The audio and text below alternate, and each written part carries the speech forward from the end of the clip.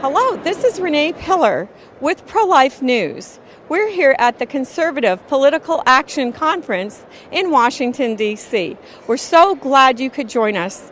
We're here today. All the leaders of the American conservative movement are gathering together to share ideas and implement action to make a difference in America.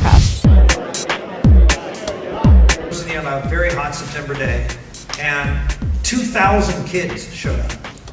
2,000 Yale students showed up. The largest crowd in the history of the Yale political to hear Rick Santorum talk about the family.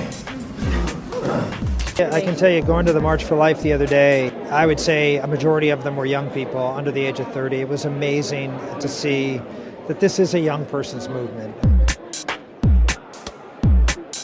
We're noticing an awful lot of young people here, so we're looking to interview a few and see what they have to say, in particular about social issues, and we're talking about the life issue right now. It could be a woman, it could be a man, it could be any race or color. I mean, it's what I think about it.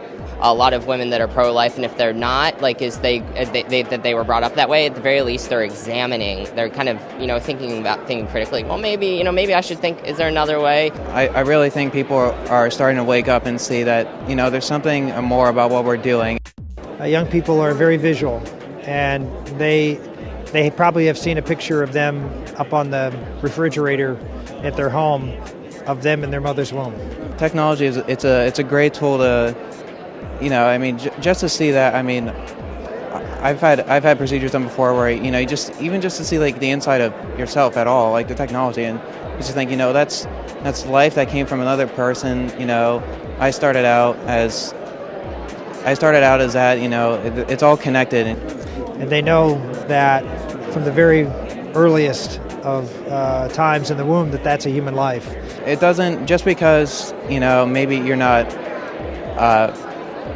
completely sentient or aware, or as developed, doesn't mean. It's inevitable, really. What you're going to be human. You are human when you're a fetus. Is it really kind of what my parents were telling me, that you have a choice, or wait, there's somebody else involved. There's a child in there. And it seems like the men are standing up more for it too, because they want to have a say. Even if they decide to adopt it out, they're saying, this is another person, let's let them have their right too. Yeah, I was going to say, it's, traits are, from the man as well, and, you want to come together as a family, whether you're in a relationship or, if something happens where they're not, they're always, together.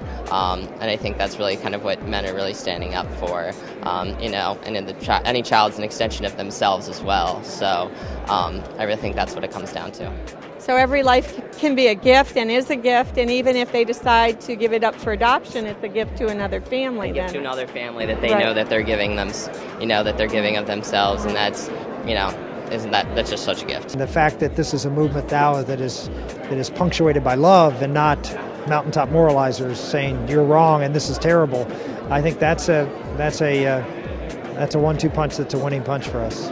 If they don't always come to the right conclusion right away, they at least, are looking for that knowledge, that, that thirst for knowledge, that there might be a different way. And, and then there's always hope that there's always, and a lot of them do change their minds. So I do think a lot of people, young women today, are kind of looking for other ways and at least thinking critically about it, as they should be about everything.